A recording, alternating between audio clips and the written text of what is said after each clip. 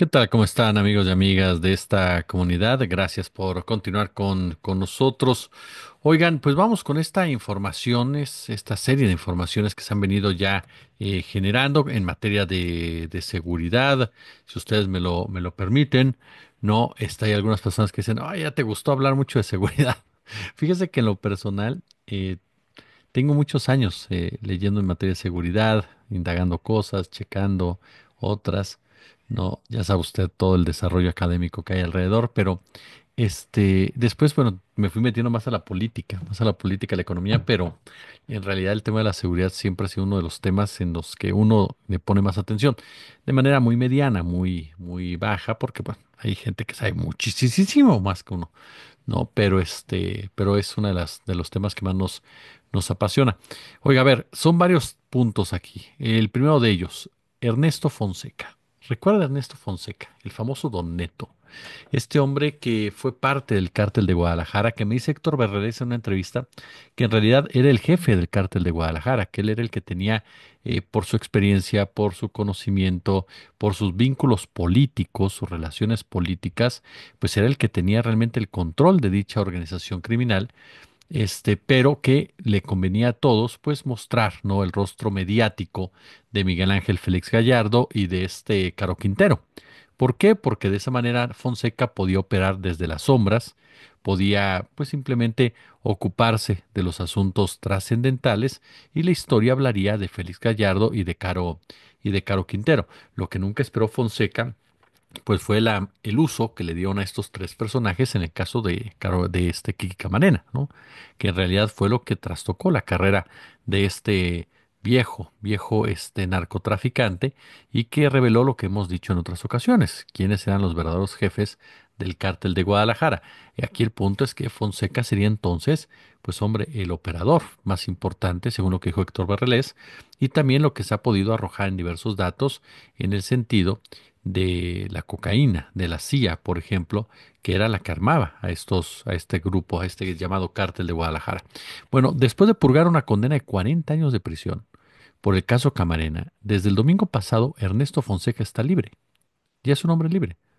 Autoridades federales confirmaron que el pasado 5 de abril, el capo de 95 años de edad, fue encarcelado a los 55 años, cumplió con el último día de su sentencia por los asesinatos del ex agente de la DEA, Enrique Camarena, y el piloto mexicano Alfredo Zavala, cometidos en febrero de 1985. El traficante sinaloense fue detenido el 7 de abril de 1985 en Puerto Vallarta, Jalisco, y desde entonces estuvo más de 3 décadas internado en el reclusorio norte y los penales federales del Altiplano y Occidente en el Estado de México y en Jalisco, de manera respectiva.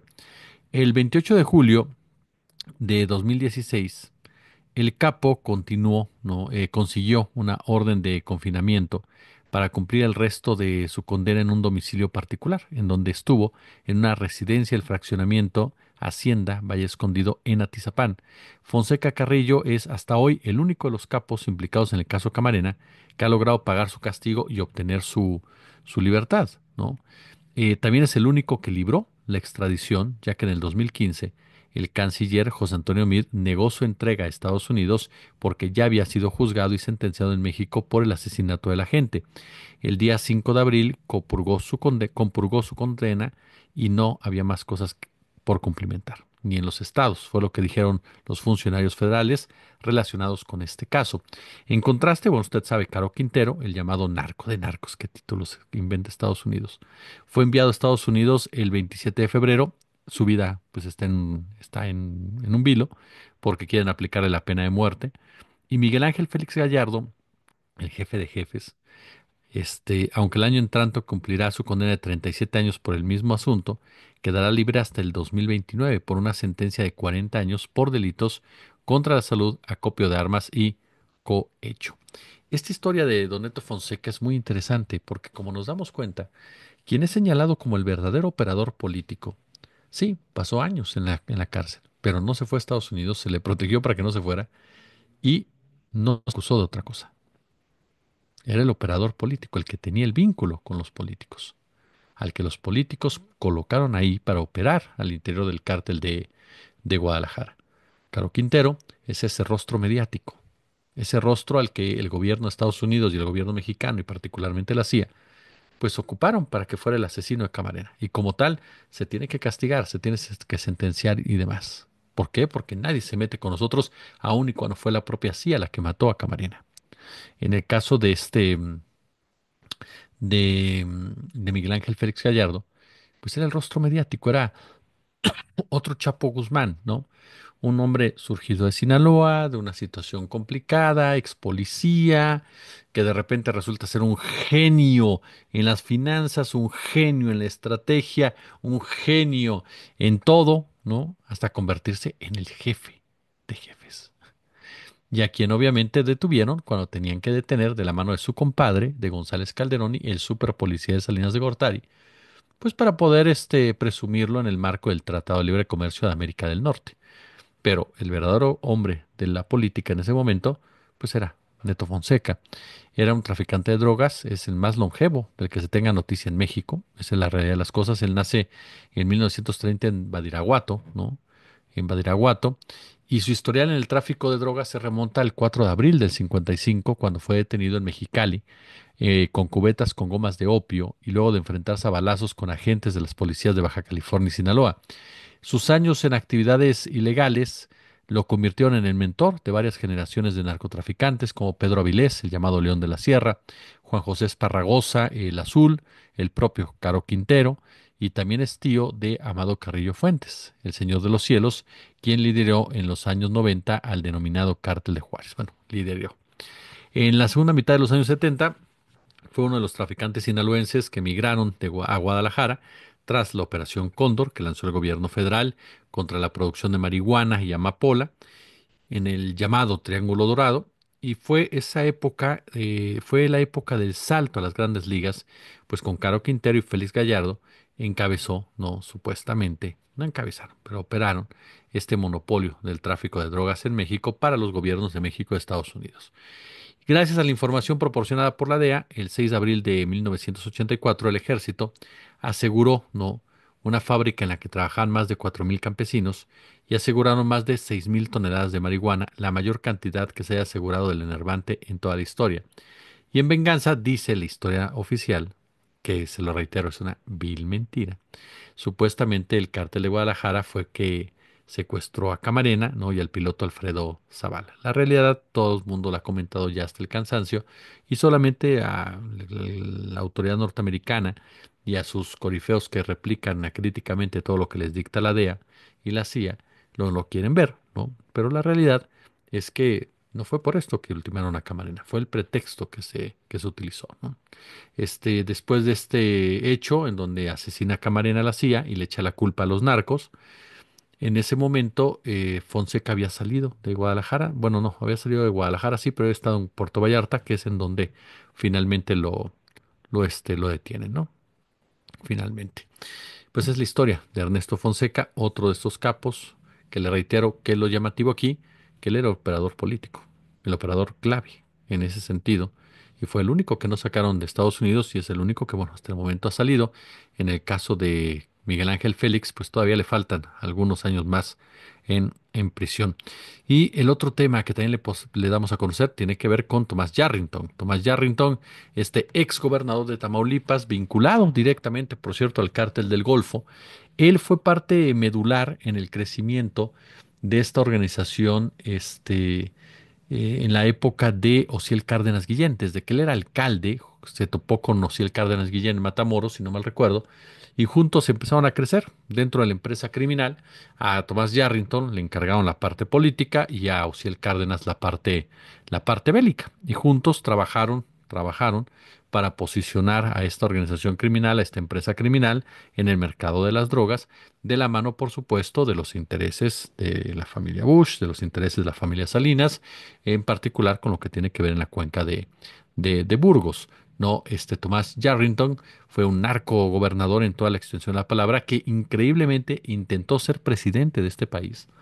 Se lanzó como precandidato, perdió con Arturo Montiel, entre ratas te veas, pero él trató de ser presidente. En esa elección recuerda el famoso Tucum, todos unidos contra Madrazo. Bueno, por ahí andaba Tomás Yarrington. Hay un detalle muy particular de él cuando empieza a caer toda su estructura, huye y lo protege en Italia la 'Ndrangheta, imagínense, la mafia italiana, para darnos cuenta del calibre de Tomás Yarrington, ¿no? Y después lo detienen, obviamente, y lo trasladan hacia los Estados Unidos de Norteamérica. Yarrington, pues es el ejemplo perfecto del operador político a gran escala, es decir, de ese narcogobernador al que coloca la empresa criminal para que pueda operar todos los hilos necesarios en materia financiera, en materia política, en materia poblacional, en materia social, teniendo a su brazo armado, que es la gente de Ociel Cárdenas Guillén. Y es un personaje que de verdad uno tendría, la verdad, las cosas, que exigir que se pasara toda la vida en la cárcel, incluso más que Ociel Cárdenas, que por cierto está libre. ¿Por qué razón? Porque él era más peligroso que Ociel Cárdenas.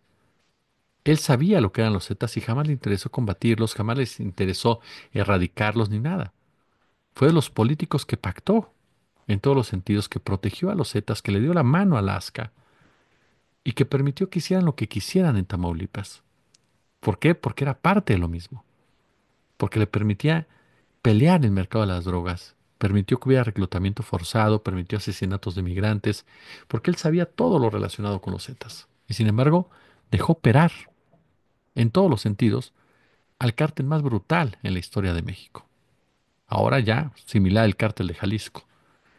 Pero él lo permitió. ¿Por qué? Porque pues, eran ambos partes de la misma empresa criminal que desde hace décadas tiene sometido a Tamaulipas, una organización criminal que data desde la época de Al Capone, por ejemplo, ¿no? Y de los vínculos políticos con los Salinas y entre otros desde la mano de Juan de Pomuceno.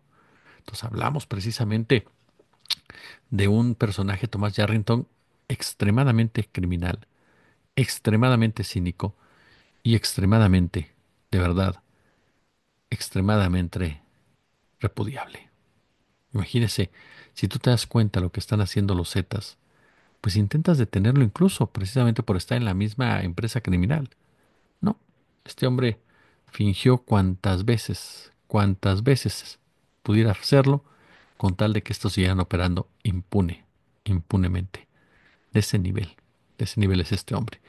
Y en este marco, bueno, le comento, por supuesto, lo que tiene que ver con este nombramiento ya oficial, ¿no? Esto ya más en un corte internacional. El Senado de Estados Unidos confirmó este miércoles a Ron Johnson como nuevo embajador estadounidense en México. Johnson es un coronel retirado, ex oficial de la CIA, ex miembro de las Fuerzas Especiales del Ejército, cuyas misiones incluyen combate en El Salvador en los años 80 y en la región de los Balcanes, ¿no? Particularmente. Es decir, es un boina verde de la CIA y eso nunca se les olvida, particularmente no porque vaya a salir con su AK-47 corriendo por Avenida Reforma, no, sino por su mentalidad. Es una mentalidad intervencionista, es una mentalidad de sometimiento, es una mentalidad colonizante, es una mentalidad que busca en todo momento que el país a donde llega se le someta. Esa es la realidad. Así operan estas personas y que además de todo va a buscar de las mil maneras posibles recabar información que le permita chantajear al gobierno de la doctora Claudia Sheinbaum. Llega con una ratificación de 49 votos a favor, ¿no? Es uno de los hombres de confianza de Donald Trump. Donald Trump le encargó construir toda la estructura de seguridad y al buquelismo, en pocas palabras. Este hombre es la figura clave para entender cómo opera y los intereses cómo opera este Nayib Bukele. Veremos qué es lo que intenta hacer en México, particularmente con la otra gran creación de Estados Unidos, porque así como crearon las pandillas, también crearon los cárteles de la droga.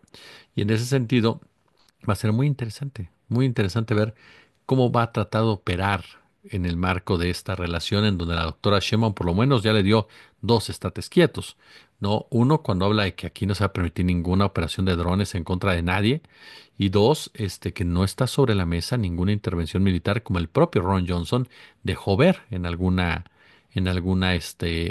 posibilidad, ¿no? Él asegura que está emocionado por ver que la relación entre México y Estados Unidos prospere. Ya sabe usted, el léxico, la narrativa completamente que intenta ser diplomática.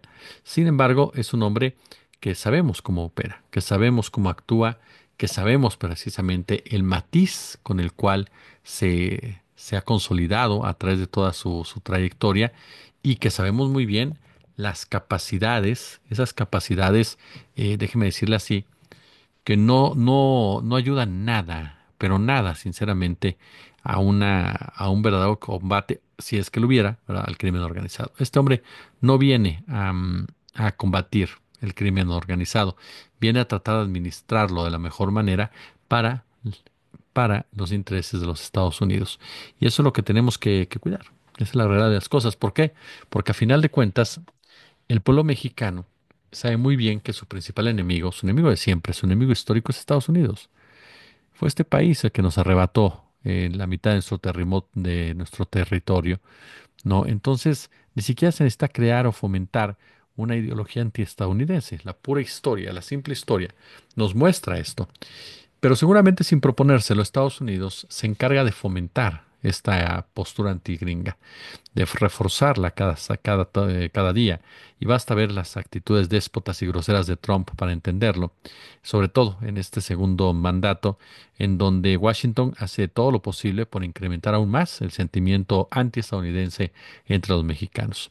Las injurias, las calumnias, las amenazas contra México contribuyen a formar pues sí, una especie de argamasa que solidifica el viejo antiimperialismo mexicano, siempre presente y siempre a flor de piel en la llamada raza de bronce, dice el maestro Miguel Ángel Ferrer.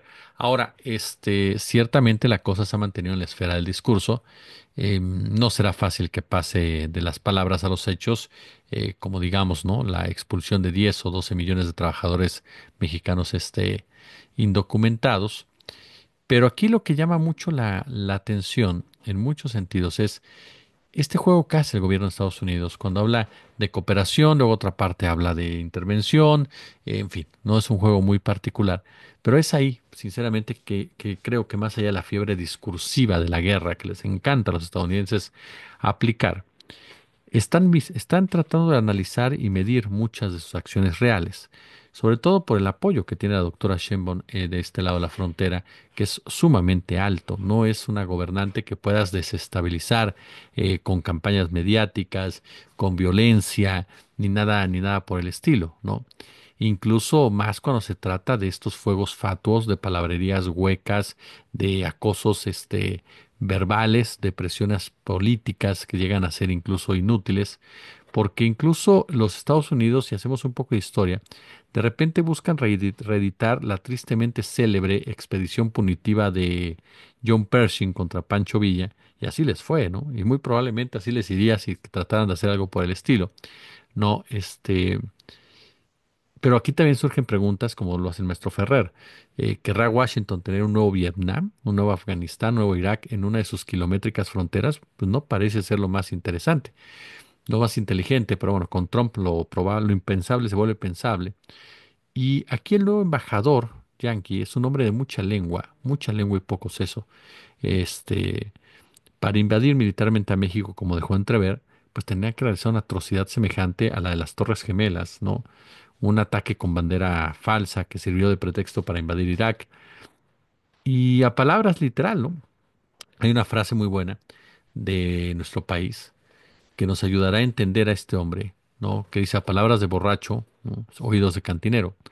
Y es obvio que el nuevo embajador de Estados Unidos, Ron Johnson, le encanta hablar, le encanta parecer pasado de copas, ¿no? Ahora, lamentablemente, pues va a ser un problema constante en la relación con el gobierno mexicano por su misma formación y por este intento constante de tratar de intervenir en la política nacional. La doctora Sheinbaum va a tener que tener mucha paciencia, pero también mucha firmeza en contra de este tipo de personajes que además llega con la vara alta con Donald Trump. Pulgares arriba, si les gustó el video, compártanlo, coméntenlo. Ya lo saben, como siempre un gusto, como siempre un placer.